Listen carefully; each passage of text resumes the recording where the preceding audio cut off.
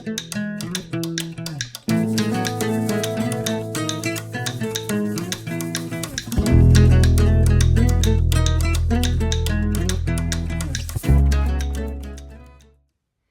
guys, Shelly with the Gray Wren Nest.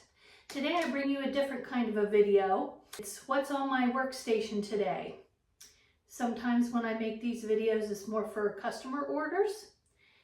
Today I have a customer who back in 2021 ordered a men's messenger bag, and this is more of the professional look for a messenger bag.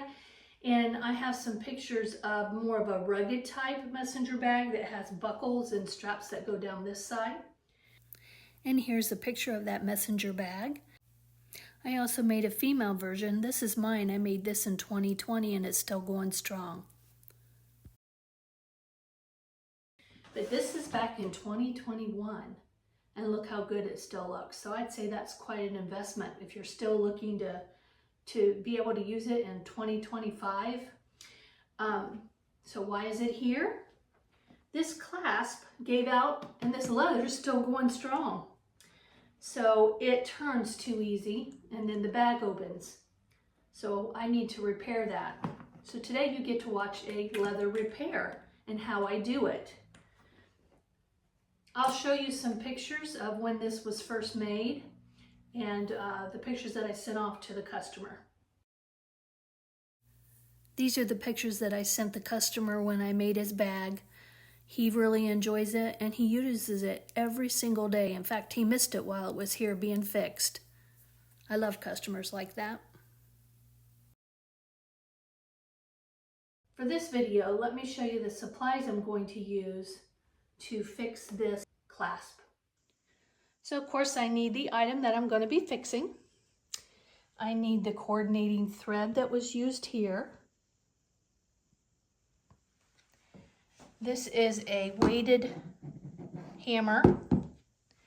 And then I have a piece of granite and this softer piece where if the hardware sinks down in, it's not going to hurt the hardware. But if you pound something on here, you better be pounding to make it permanent because it'll bend the hardware on the other side and then you can't get it back off. Then of course I need a straight knife to help cut into this leather here and a butter knife to help fold these little brackets on the back. And this is the new piece of hardware that I'm putting in. And it's going to go right here. It's a little bit bigger, a little more sturdier, I think, and I think it'll last him for at least another 5 years. Let's see. Before I show you how I deconstruct this tote in order to put the new clasp in, let me show you other leather items I've made. This is my display area in my studio. And I make a lot of leather items in bulk because we go to craft shows. These are wallets and totes. Wallets and totes are a big thing. Here's some men's wallets and coasters. Here's vertical men's wallets. These are little coin purses, like the little coin pouches you put in your purse. Eyeglass cases. And I have some cosmetic bags. Here's a crossbody that is a backpack and a crossbody both. I love it. And it adjusts back here with the different straps. And more totes. You also need a seam ripper. I forgot to put that in the beginning of the video. Okay, so here's the inside of the bag. I showed you pictures of what it looked like when I sent it to the customer several years ago. So it's still looking fantastic. This is chocolate suede inside, leather pockets, and it is just an all-around winner. This This pocket right here is for the computer area, and it's padded so that, you know, just in case he would drop his bag, it would stay protected. And then we have this centerpiece here, and then we have 2 leather pockets here, 2 leather pockets here. So how am I going to get to this clasp?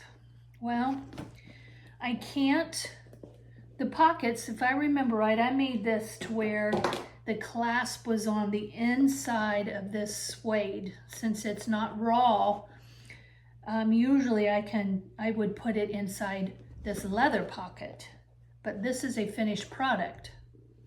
So I'm going to have to take the stitches out around the top of here in order to reach down inside of between the lining and the leather. And that's what I'm going to do next. Now I could easily take my seam ripper and start from the outside here, but you know, leather with wear and tear gets scratches on it, which is normal. I love the rugged look, but I don't want to scratch it up for the customer. The customer can scratch it up. So I'm going to come on the inside and take my stitches out from the inside where the suede is.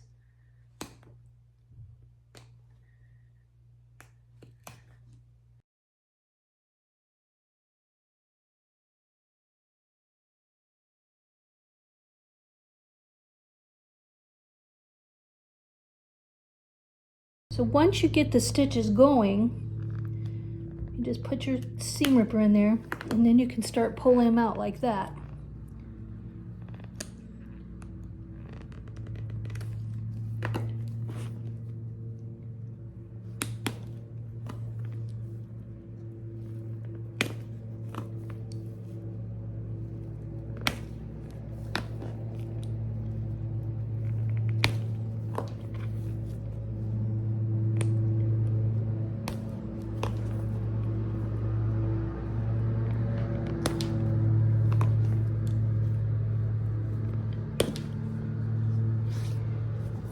See, I'm kind of getting some of my fingernail markings on here. Gotta rub it out. That's the problem with having fingernails and working with leather. Gotta be careful.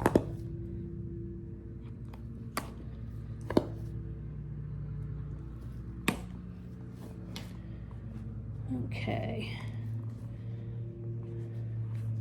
Now we'll come this way.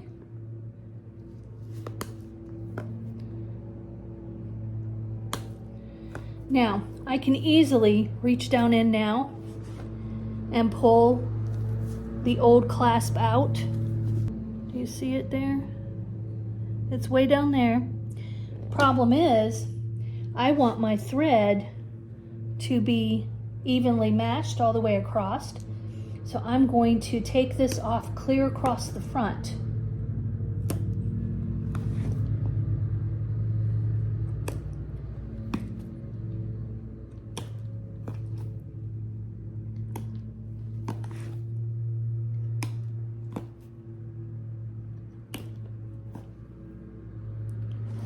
I even lined the pocket area with some padding. Thin packing material, about 1/8 of an inch.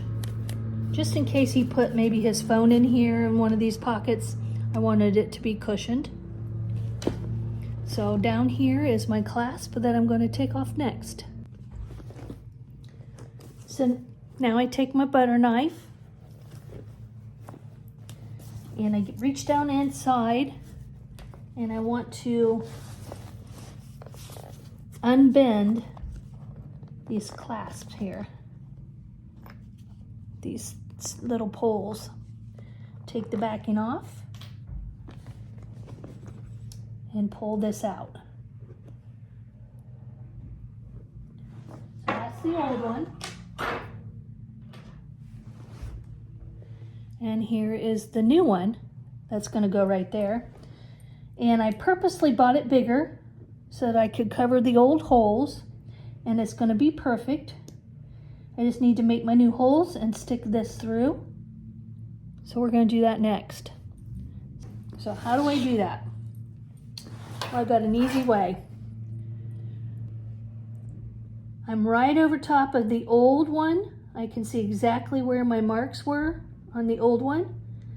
And now I'm just going to scratch and score the leather with the new.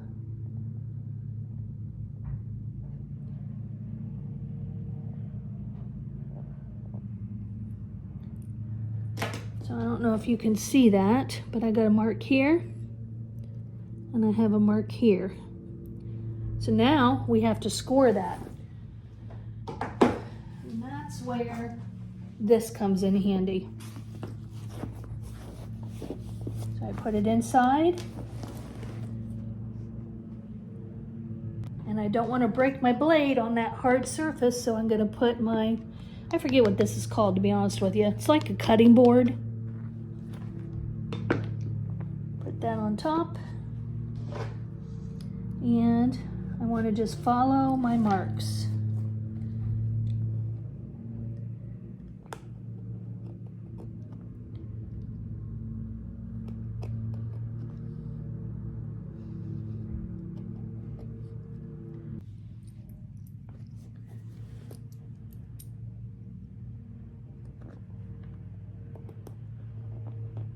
Success. Can't even tell. Look at that perfect fit, and it covers the other holes. So now on the inside, I take this back out.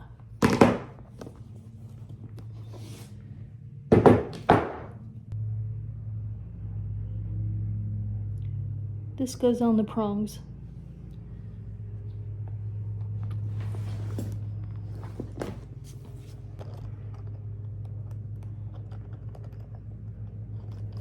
Okay, I'm making sure that I hold this steady.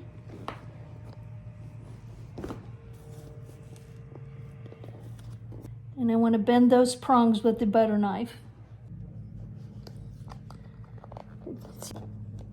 I need to get that stronger.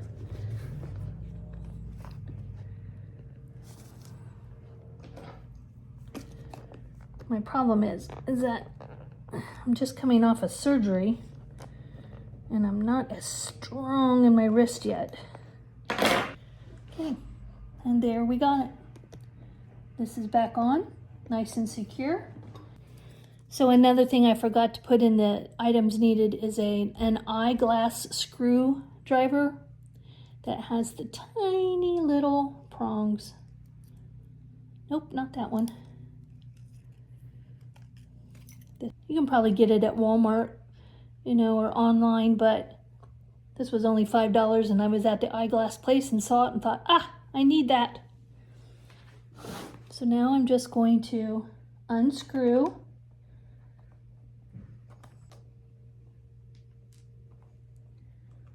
There's one screw.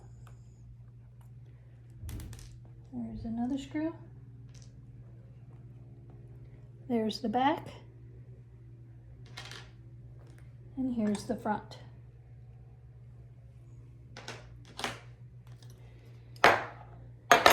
And here's my old outline. So now I just reverse the method and I unscrew the new back screws.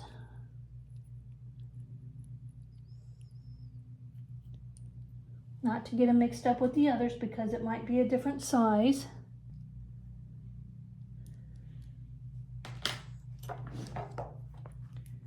And the back, of course, has the holes in it. And the front is solid. So we want to work from the back. There we go.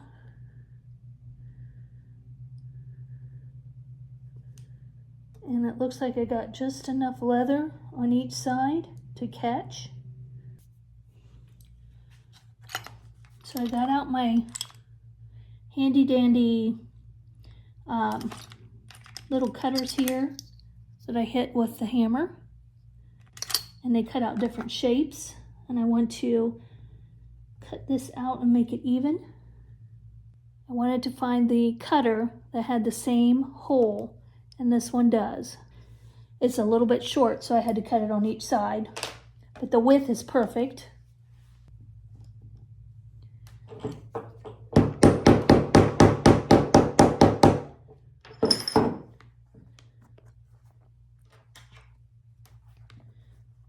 Okay, so I cut out my shape.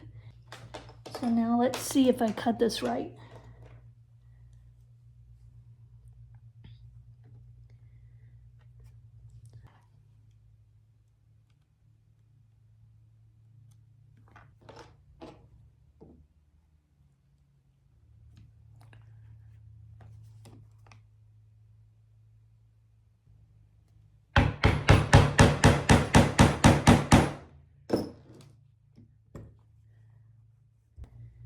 That looks pretty darn good.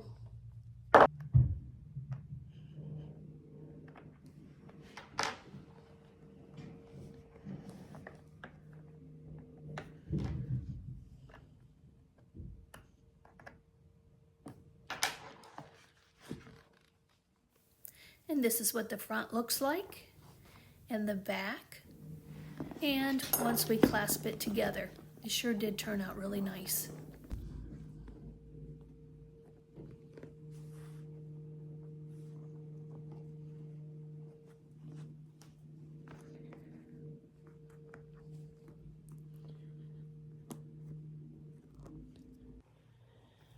Okay, so now comes the easy part, quite honestly. I love the sewing of leather. It's so relaxing and so much fun. So since this leather marks up easy, what I do, I take this, wrap it around, and clip. And I know I kept saying wrap and clip, but that's the way I talk in my mind when I do work. So I'm just taking you through my process. I'm going to take this over to the sewing machine and get ready to stitch. This is my Cowboy industrial machine. It's a Cowboy 341, and it is one of the best purchases I've ever made. I love this machine. I tried when I first got into leather. Of course, I tried, you know, all those industrial machines that say they're heavy duty, like a Singer heavy duty to sew leather, and it was a big flop. So if you're thinking about going into the leather side of work, I strongly encourage you to get an industrial sewing machine. You will not be disappointed. Off camera, I oiled the machine, and I also threaded it with the color thread that I'm going to use. I have a full video on how to oil and thread the machine, so I highly encourage you to look that one up. So I always take a practice stitch to make sure that my tension is perfect on the back and the front. And this is the exact leather that I used on his. So I'm going to put this lever down. And this is what is so cool about this machine. Watch this.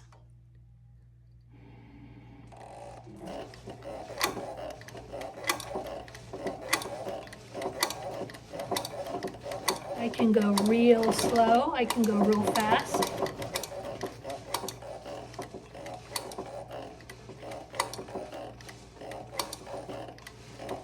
Isn't that neat?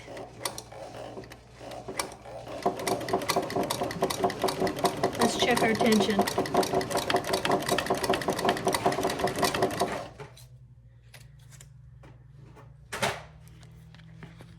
Looks great on top.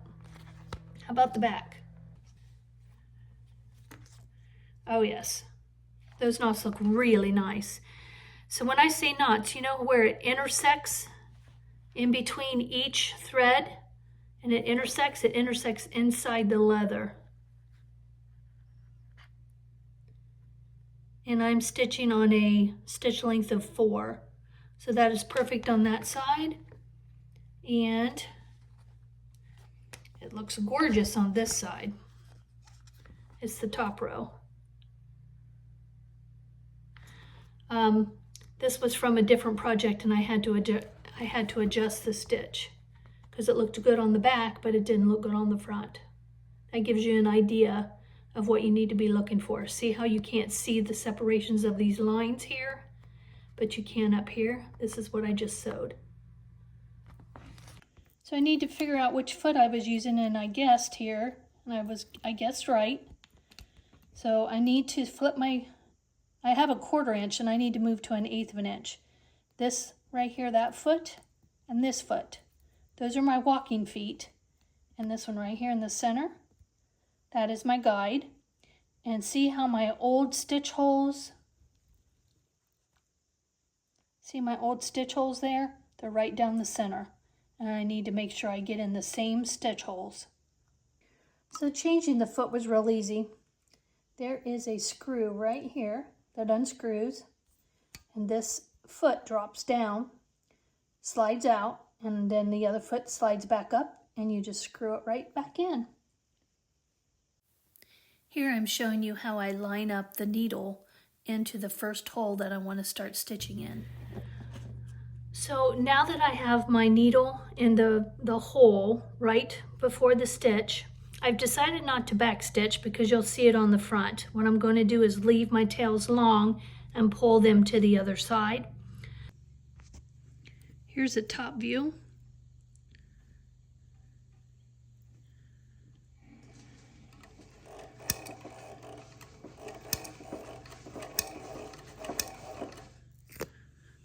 My needle is down. I take off my next clip. I make sure my fabric's aligned, and it is. I can feel it right there.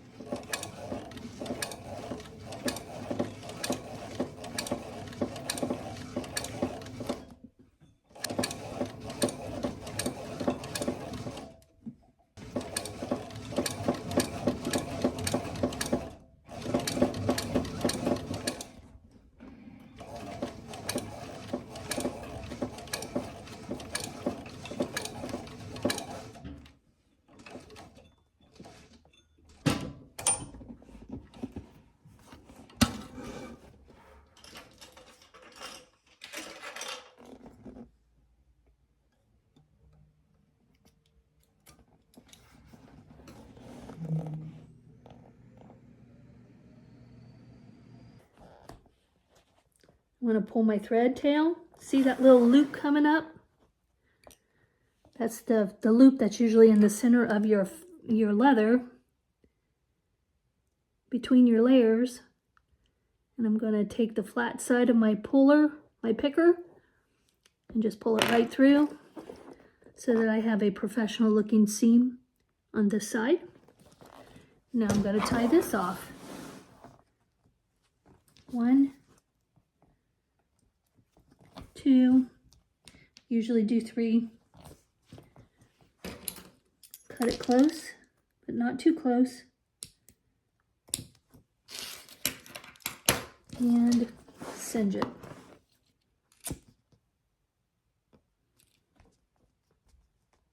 And I usually push that little knot in.